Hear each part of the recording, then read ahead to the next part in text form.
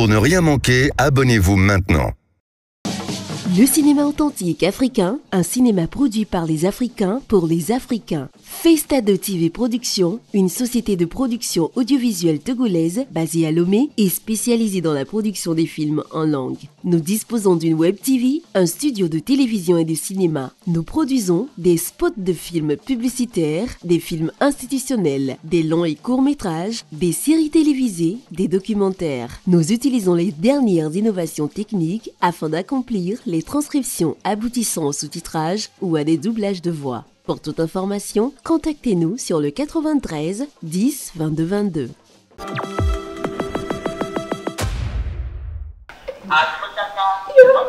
Ma pleva, ne me pleva kori. Ne mia kwale ke mia odoa akpenolo. Akpeno chakaka la gayi kola.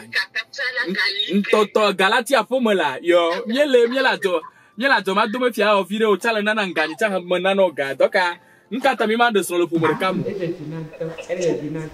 Yo que nega me abesu kwa wea agbonami kwa mi na kom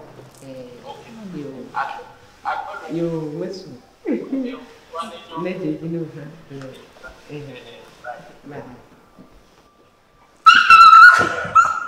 baga eni me to le eni ya ko gba pe to joji e le be na gala pa ni won to de dia ni kwa enyo a gala ma te ko fi ano se ma ke ni na se nya ka wo chika ya de si apeto joji ni amegbo no vi apeto gangbon chika ya nya kan ya neto ma o ma o se ko de dura ya na nyi ma de fu na me anto fa me ke ka ke nya be dade nya be chi le nya te pe me no ba me le de so le de ne ni me ti ti cha ga ke na me aba ya me aba me nyi wo yo wa am me de ko do na de so ga nto ni pe am me de ko do na de apeto joji be no dia o lo ke wa no o le ti ji ga ni ku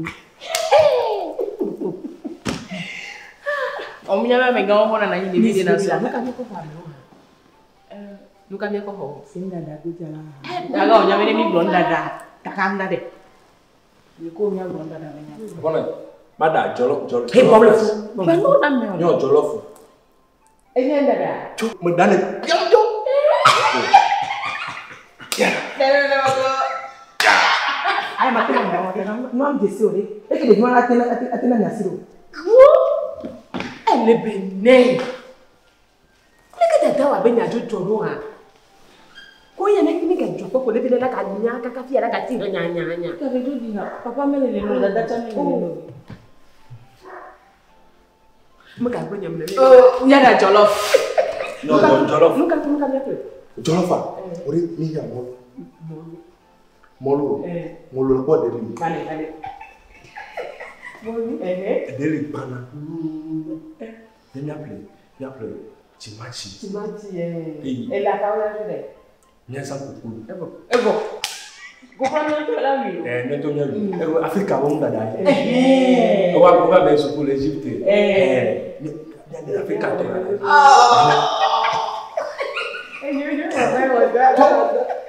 You want that? Ni have you de que tu veux tu ma fait toi comme la première année ah ou de que me tomo ko be ga me nda ngeli e adogo yo tagala badala ngwa na wolo ngelo enye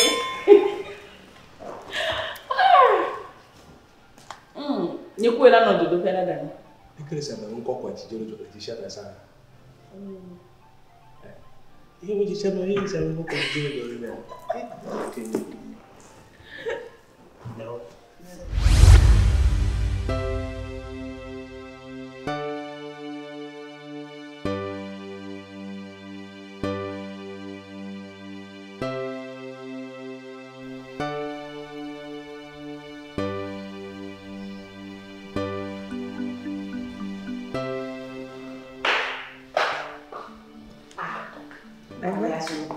Daniela.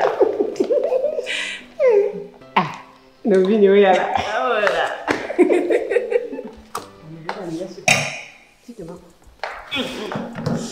Ah. Ah, mais la ceinture, évidemment, non. Alors, je vais dire pas ceinture, on va non. Jigbori? Nam aliji black anya. Bon, tu viens. Il y a pas comme elle. Quoi va les dibla caillebotoa. La dernière là. Oh, alors ne plus Emmanuel. Va monter la lasagne. Alors. Oh. On a bien dit quoi.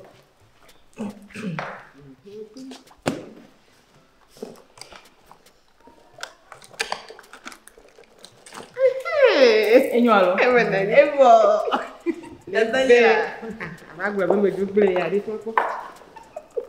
Oh, comme quelqu'un vient, moi. Mais que comme nasi de façon de avancer. Découpe. Kudo amabe sak ni kona wami sobe ni tonye. Ni le pomme na. No vini e gbe ni keke to he ka ke ga le apanye ga le wo ha. Daga ejima ga. Nyawe ni kopeto. Bebe ni aji ro ke ndo be be la ni keke to he de no. Oh. Denya dada. Oh, dada we ji joyo won. Oh, morning doro fa fape. Oh, dada nyela. Oh. Tenya, foto no doro. Tenya papa. Oh, dada nye chuku.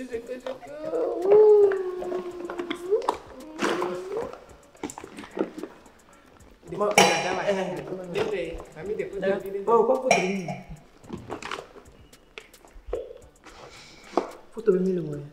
Non, t'es pas de toi son. T'es pas dans des photos.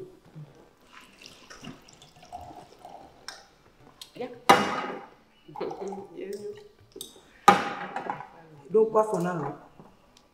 Voilà, c'est là. Que nous vions quoi? Les yamers. Ne nous tue. Et tu t'en, va coder à. Avec Dia, ne quoi? Nini. Avec Dia, ne quoi? Ta, ma belle job nuit. Na me si amelo. Le be o pe na kala. Baba ke job ve ba nyamola.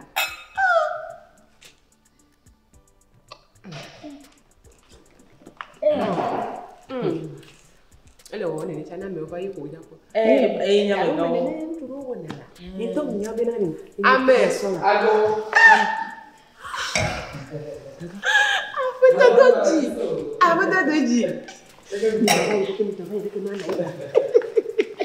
Là combien ça mi do.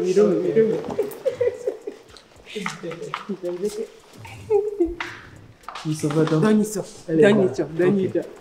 Jajaro ya nyali. Jajaro ya maganyi ndeke nao. Okay. Ni sova do. Elle est bas. Okay. Yo. D'accord. Na, batuma na nya.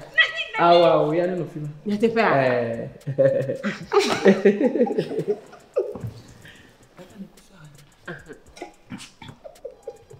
Ah, Madame Paradiso. Leko. Leka mi fodo. Mi fambire. Kaka ni sova do. Doni sho. Elle est ya. Nyawizo. Kaka. Aha. Yo. No vi o nya popo ale bo. Me brena c'était no akola. Daniela. Yeah. Ah ma adomle, never domle ya. Oh do. Aka choro yin me zire kai ale bele. Ah, o nya popo to. Tukara de molo bo. Ndekpepe yo. Ndekpepe fa. O le sigbo ntoke nene. Ejesi denye. Oh, omo na sukaro kaka bele ko labe oh yo de kuku. Ah o fo ne ba me ko mi keke ni aji lo. Blami. Ko am tak be na ma o. Si bele ke mi ble ya.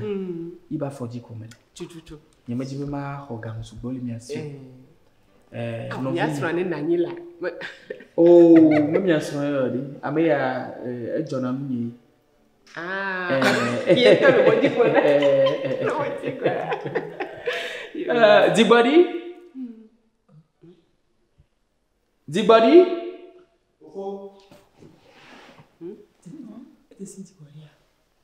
Le fogno il sabato e lei è. Mi parlo. E lei è. Ok. Madame Paradiso.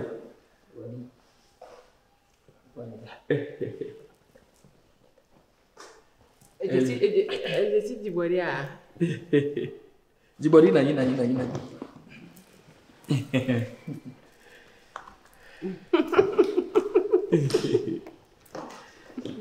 Jibori. Hafi ma inyadieri. Nu jole na ya pasedo la sona do no.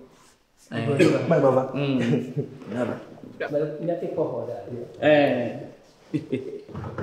Aku tak tahu. Donc me la adeje. Je suis du boria. Jado, di woto apo melele. Nya to mia woto le mia ba po me. Mo hia bo mia. Jigori. On a dormi là.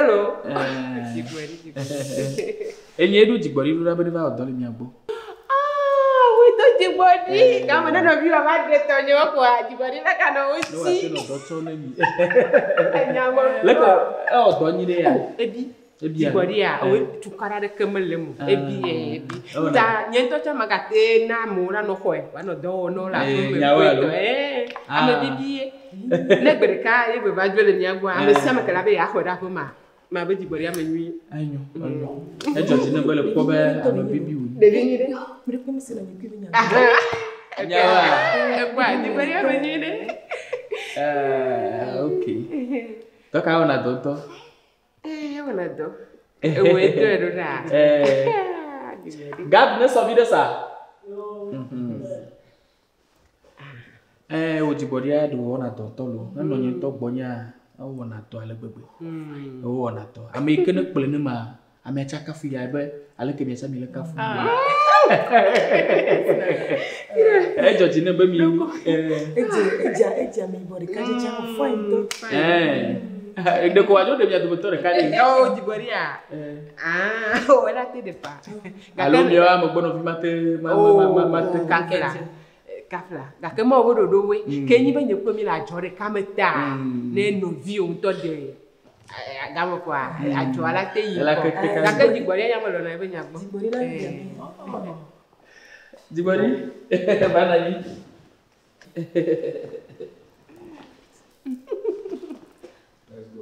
Jibori la gele foro O família eu vou. mi so beto fa iso. Ele ima. Ça va. E nu gbe mo do ro la gele wele.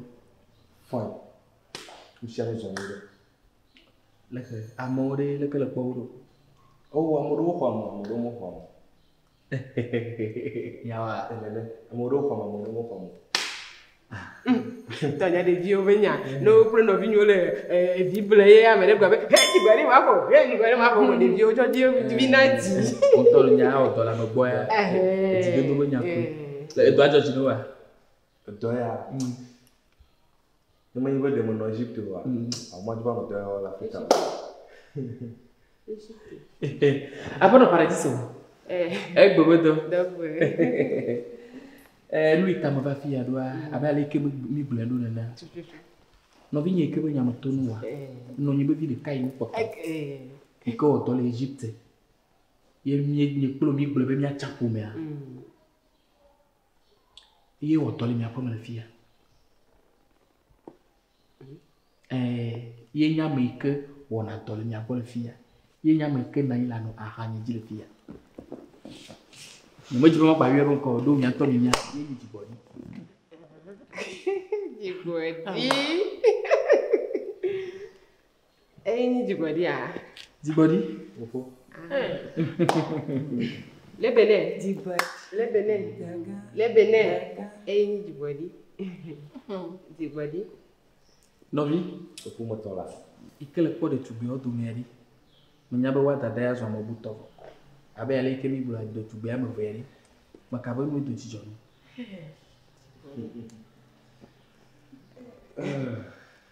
Eto bi bin to a. No re ka to re ka. Agbazi to fokore. Ye na mo jo le cheka de la. Ga ni akpe. Togo. Oui novi. Abarca de demone ma. Oh, cacana apa? Oh, cacana apa? Ini apa? Papa pian ni nado ta. Yo, ya ni wala. Pian ni. Ewe bona buka mabu. Buka mabu. Ai buka, mate bu.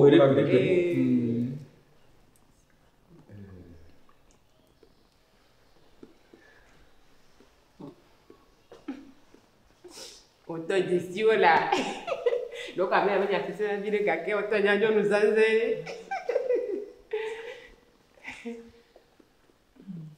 Amagaho boya.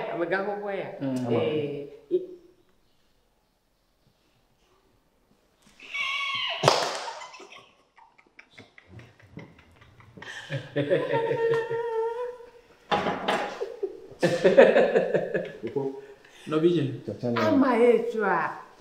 Lebe ne choko ko bani mi nya pa. Yin to nya be. Choko ko no beta no nya pa. Itu nya mo cacana. Oh, godo. Mami le bon. Oh, After the day, if we're gonna call for POUVOIR. Oh, here. Oh, yeah. Did you want to get it back? Now, Sure, yeah. Here. Aku no ta. Ya sa nya we kwa metala kwa mi.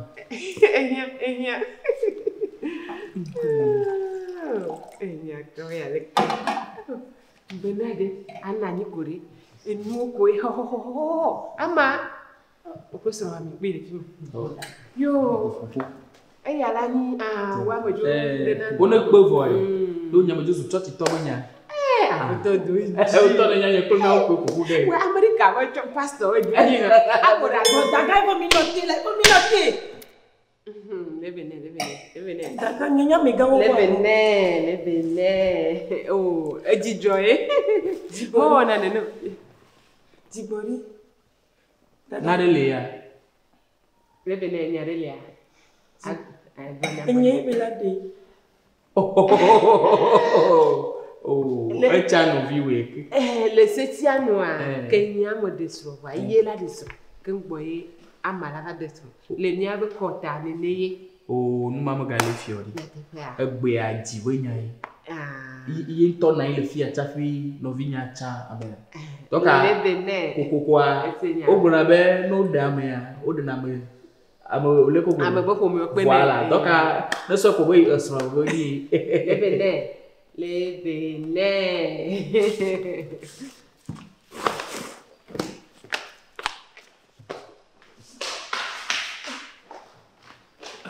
Tonya do elo Tonya elo va bire chama do mo kwa Jibori leke Kofo. Bobodo. Mo ya nyake ya Jibori Tonya. Gaba ga tutu na mo. Oh, fine. Ejojina. Agbe ame. Le ma ye dina wa ne pobo New York ata ni ple no vi ni egble tadi. Ela be le nya be ya mo no nya be de konu yo mo. Abale kele nya ya no Egypte.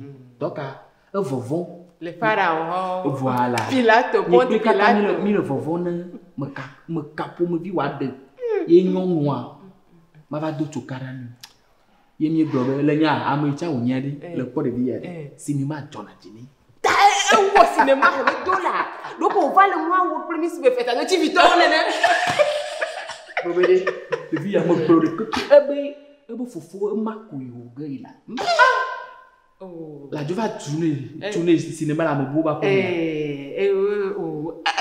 Wo mwako abale ko me pona le feta de TV yo ko wona no kwa. Ejojina. Ye bo asoro ko sodo nene mi abobe yawo to so vi ni ne ate pobe de tugbe ade e kai ni eto. Agbre ne nya be wo chacha hoho. Wa ewe be nyi mechisi de vioba dewa ina mjibe into ni chele mi abankuma. Ta yo bacha no vio atome ya kwa. Ya dakpe ne ma. Ya la fia mi nunya. La fia amesia me nunya be na re.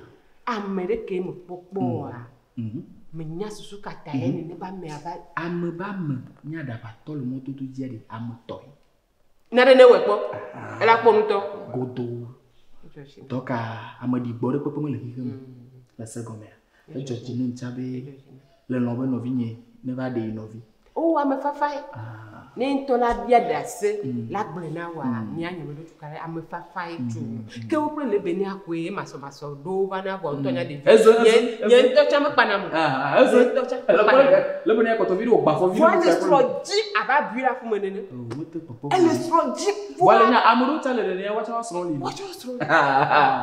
Mi ma gbo. Ham tu bi ku atukpa. Ela tukpa. Abeto de. Egbogbo wele lu. Ajo ala yin ko na. Ela che. Ni awo to ka mi aba kere Afghanistan. Yo no yo. Doko mi ado. Mi yen to cha da che ko egbre ne wa. Anya wa. Eda wolofa da. Jollof. Eda jollof da ni.